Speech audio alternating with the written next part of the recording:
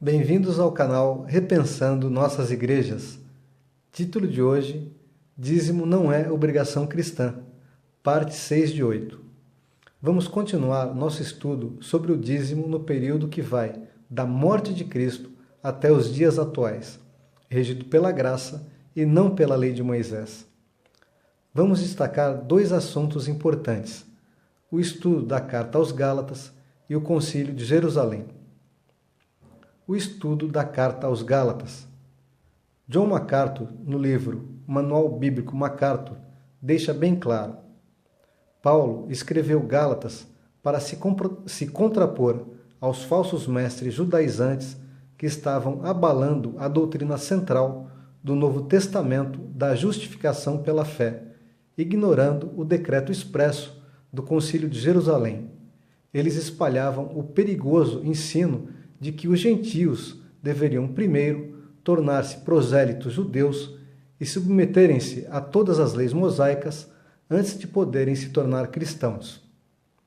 Veja o que está escrito em Gálatas capítulo 5, partes principais de 1 a 12.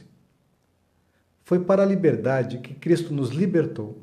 Portanto, permaneçam firmes e não se deixem submeter-se novamente a um jugo de escravidão.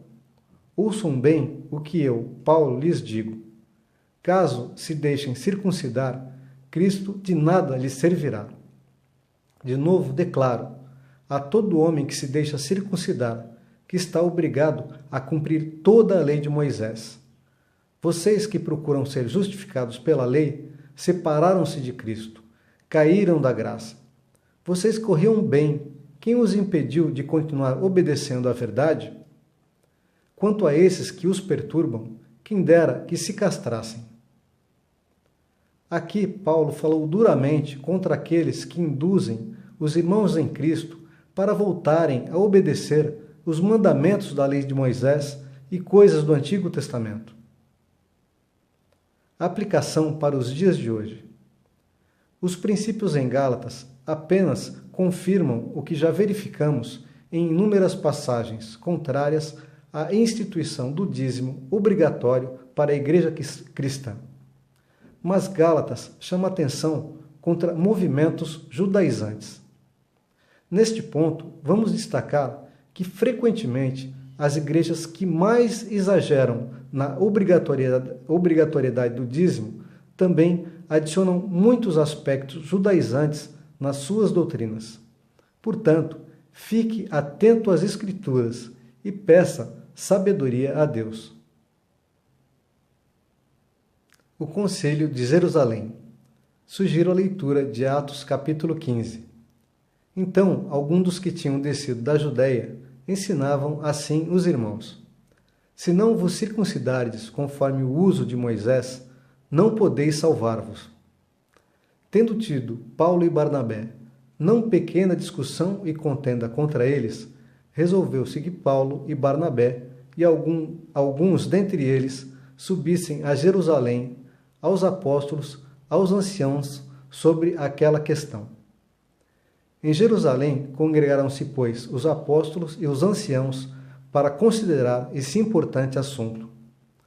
Após grande contenda na reunião, Pedro disse que Deus concedeu o Espírito Santo aos gentios, assim como aos judeus, e não fez diferença alguma entre gentios e judeus. Então, Pedro questionou: por que queriam tentar a Deus pondo grande carga aos discípulos, um jugo que nem mesmo os seus pais judeus e nem mesmo aqueles judeus que estavam ali na reunião puderam suportar? Disse ainda: mas cremos que seremos salvos pela graça do Senhor Jesus Cristo, como eles também.